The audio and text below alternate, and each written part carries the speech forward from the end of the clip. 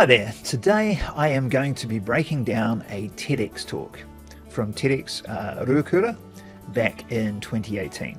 The talk is called Holding On to Hope by Pisey Leng.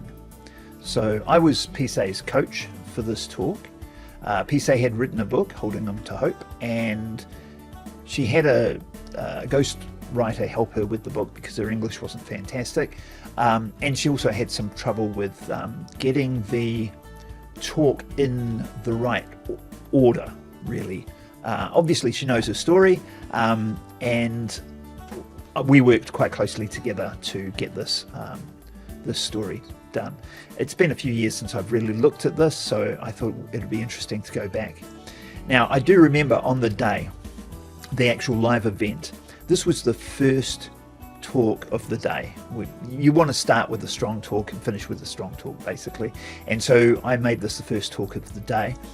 And I felt a pang of regret as she walked out onto the stage, because I remember thinking, if it was later in the day, I was sure that she'd get a standing ovation. She'd worked so hard on this. It was a powerful talk.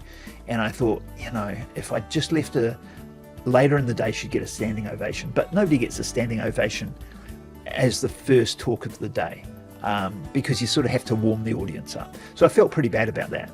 I needn't have worried, because she did get a standing ovation. So it is still one of my favorite talks of all time. I hope you enjoy it. I will be breaking in and doing some commentaries throughout it. So the whole point of this is to give you some ideas of what the decisions made when we're putting this together, so you can see how we make a TED talk or how we put it together. And if you do want to watch the entire thing without my interruptions, which I do recommend, I will put a link to the original in the notes below in the description. All right, so let's get into it. Pisey Leng, Holding On to Hope.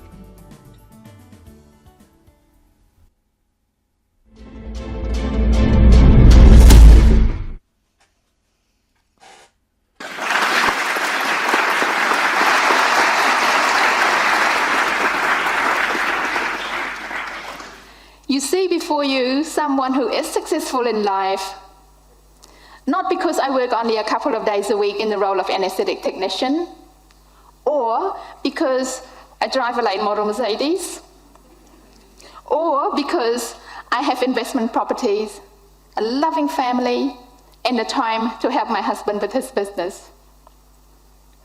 I use the term success because I have achieved these dreams.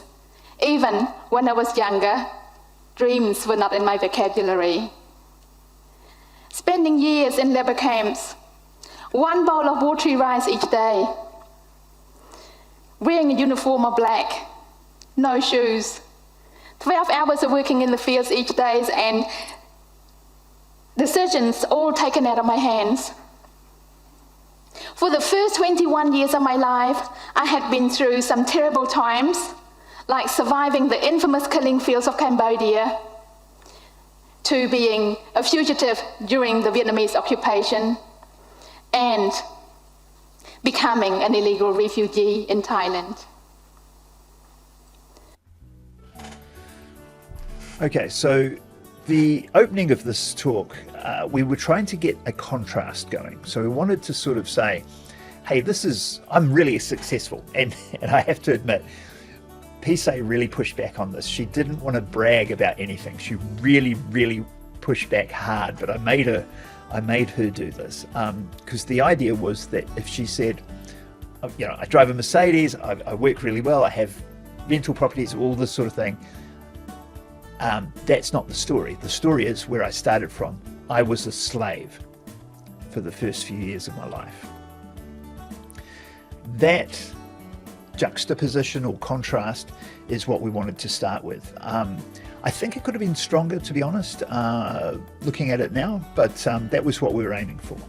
So let's carry on.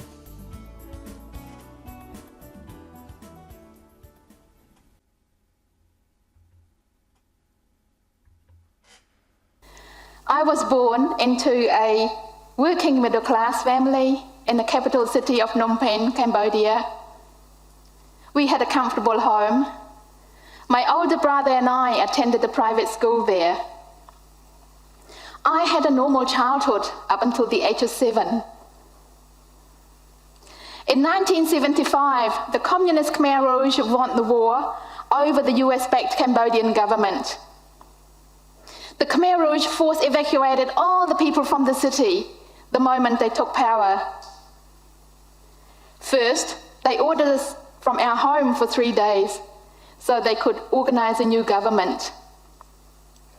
The 3-day journey turned into a death march toward 4 years of slavery, torture, and starvation in one of the most horrific labor camps known to the world as the killing fields of Cambodia. After almost 3 months on the death march, the Khmer Rouge then separated my family by taking each of us to a different labor camp. Our works in the labor camps were purely manual labor, like clearing the forest to make farmland, building water reservoirs, and rice farming. All works had to be done by hands. The Khmer Rouge had brought Cambodia back to the pre-civilization era, known as Year Zero, in the Khmer Rouge calendar. Their ideology was to make Cambodia self-sufficient through an extreme agricultural reform. There was no machinery of any sort, no currency, no school, no hospital, no religion, no city, no electricity, no car, no family unit.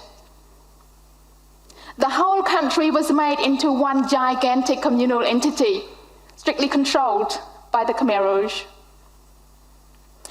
Every aspect of my life was controlled. I was told what to do, when to eat, when to sleep, when to get up, and what to wear. It was all about complete obedience to commands. I was told to address my parents as comrades. I was not allowed to show any emotional feelings toward them in public. When I found out that my dad had been executed, I had to pretend that he was just one of those who had to be eliminated by the revolution. I had to cry in the bush, hiding. Avoiding being seen and keeping quiet were my survival skills. So what we have here is pretty harrowing stuff, obviously, but it was really important to, first of all, set that scene of the situation that the whole country's in. It's not just one person, it's the whole country being totally dominated, you know, being told what to eat, when to eat, all that sort of thing. So it was really important to get that frame in early in the piece to get those things happening. And then it was obviously really important for Pisey to mention what happened, or talk about what happened with the father, and that comes up later on, as you'll see.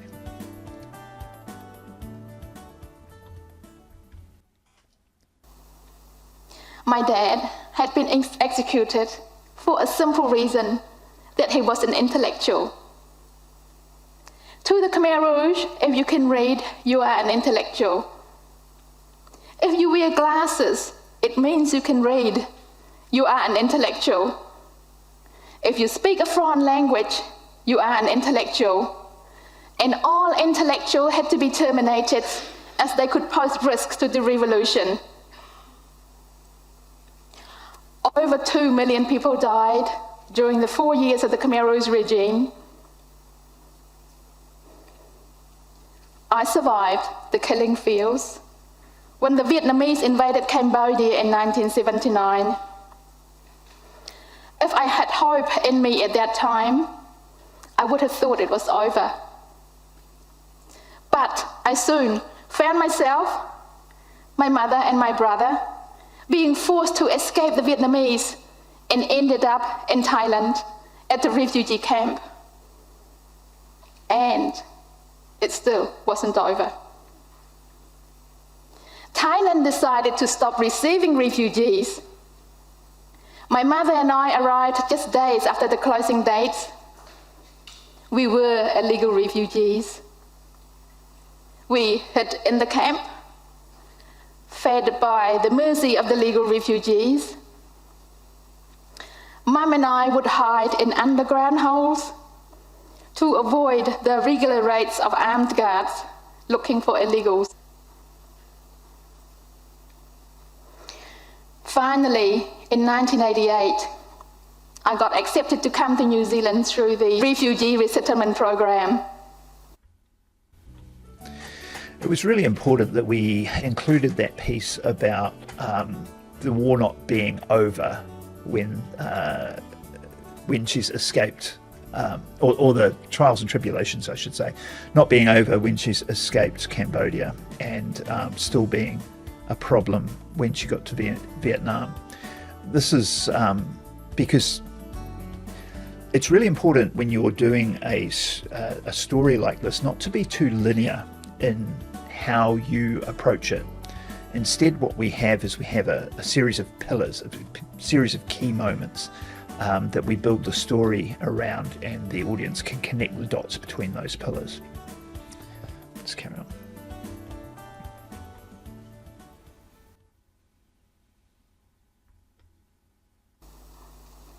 The journey from the first time I was taken away from my home to the time I finally had a place to call home again took almost 14 years, from the age of 7 to 21.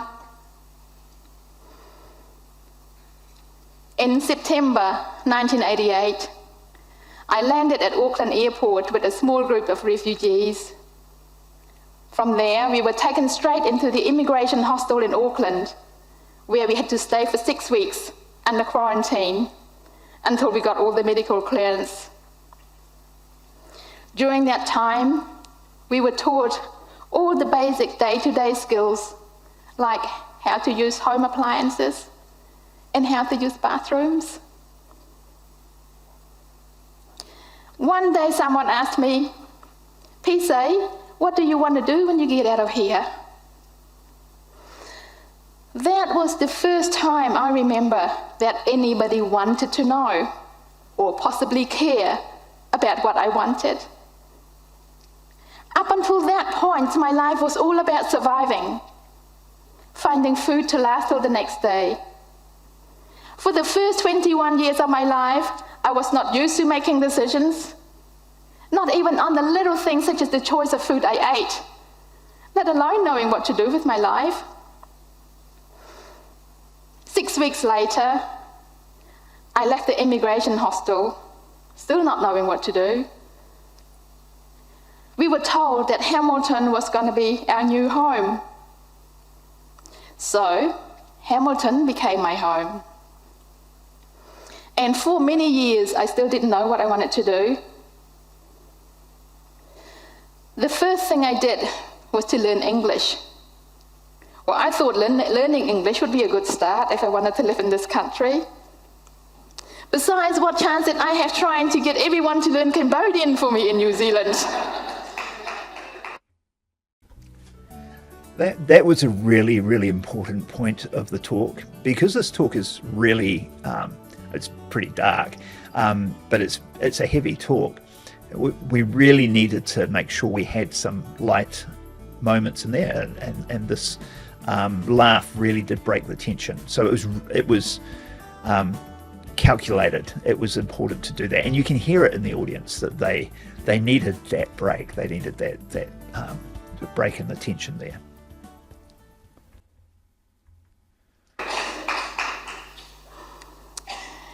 So 20 weeks after English as a second language course, I managed to get a job at Waikato Hospital as a sterile supply assistant. From there, I got offered a training position to be an anesthetic technician. And 6 months into that training, I realized I made a big mistake. Well, I wanted to quit. And I didn't want to quit just the training. I wanted to quit the whole world. I was struggling hugely with my training, not only because my English was still very poor, but I had very low self-esteem. I remember someone saying something mean to me. Today, those sorts of comments would not even register. But at that time of my life, I felt so hurt and shamed. I contemplated committing suicide just to escape this pain and shame. And as I was thinking about it, I heard my dad's voice speaking to me in my mind. Keep going and look away. Keep going and everything will be okay. These were my dad's actual words he used to soothe me when we saw dead bodies left on the side of the road during the death march 15 years earlier. These words had carried me through many horrible moments in the past. I don't know why these words came to me that day, but they made me stop and reassess my morbid thoughts. At that moment, I realized that I could not dishonor my dad's memory in this way. I owed it all to him to make something of miracle of my life. I had survived the killing fields and escaped the armed soldiers chasing me through a jungle filled with landmines. I had survived the underground world in the refugee camp. And here I was, letting some mean remarks worry me to death. These words gave me a glimpse of hope and urged me to keep on going and giving life another chance. I decided to stop feeling sorry for myself. I started to look for the good things in life instead of what was wrong with it. I stopped crying myself to sleep at night and focused on studying instead. Slowly, things started to improve. And before long, my training came to an end. I managed to pass all the exams and got qualified as an anesthetic technician in 1992. And gaining the top mark in the country was a true blessing. I couldn't stop smiling for about a week. That was another break that we thought we'd put in to relieve the tension. And again, Pisey has performed this talk really, really, really well. I'm very pleased with it. But it is important that after the talking about the harrowing issues in Cambodia and then in Vietnam, talking about some of the a little more easily understood or you can resonate with the audience about, you know, some mean remarks and feeling overwhelmed. That had more of a connection to some of the audience than the original things, because it's just too big to realize. So it was important that we touched on the human level at the level that the audience is at.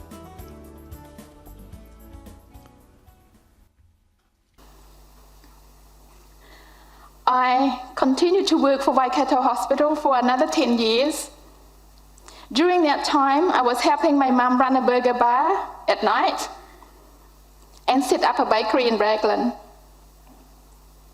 I got married and had 2 kids. I also had a go with property investments.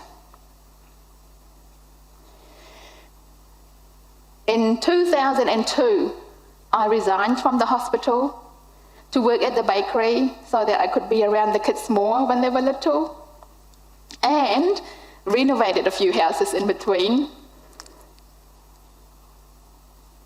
I looked back and realized that I had come a long way from my previous life to living a dream in paradise.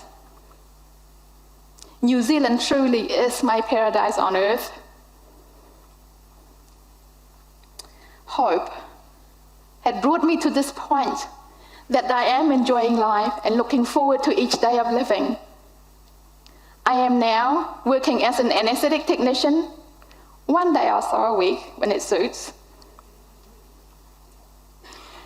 I've always wanted to study psychology, and now is just as good time as any.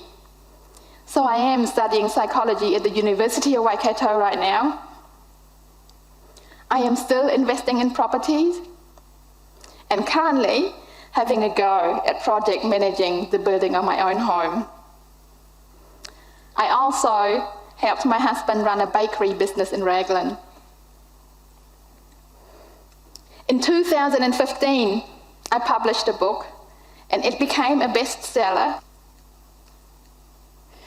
After the book came out, I received messages from people to tell me that my story had made a difference in their life one way or another. These messages gave me a sense of satisfaction much more than material possession can compare. My unfortunate circumstances just happened to be a terrible war. But we all have trials and challenges in life, don't we? No one on this planet really cruises through life. What concerns me most is the number of people who succumb to their challenges, who give in, stop trying, and use suicide as the final escape. That is what drove me to write my book and why I'm standing on this stage right now to share one simple message. There is hope. All you need is to open yourself up to the possibility of hope. It may start just as a weak, sputtering flicker, but as you nurture that hope to a steady flame, your life will change. After all I have been through in life, I have learned that everything can be taken away from me, including all my material possessions, my basic human rights, even the clothes on my back, and the hair on my head can be all stripped away from me at any time. But there is one thing that no one can take away from me. It is my ability to hold on to hope. Hope for a better life and a better future, regardless of the circumstances I may be facing. No one has the right to take that away from me. No one can, unless I let them.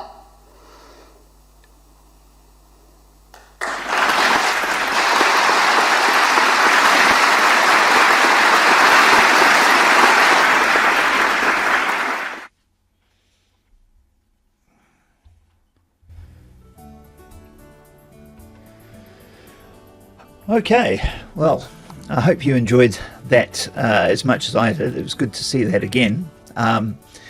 So Pisey did a great job there. I should talk about the ending. The holding on to hope was obviously the ending that she wanted to put across, and the idea that everything else can be stripped away, but you always have that hope that's in your control. That was from the beginning. That was her ending. We didn't have to work on that. That was pretty much what she wanted to have as the ending, and her performance for that was flawless in my opinion.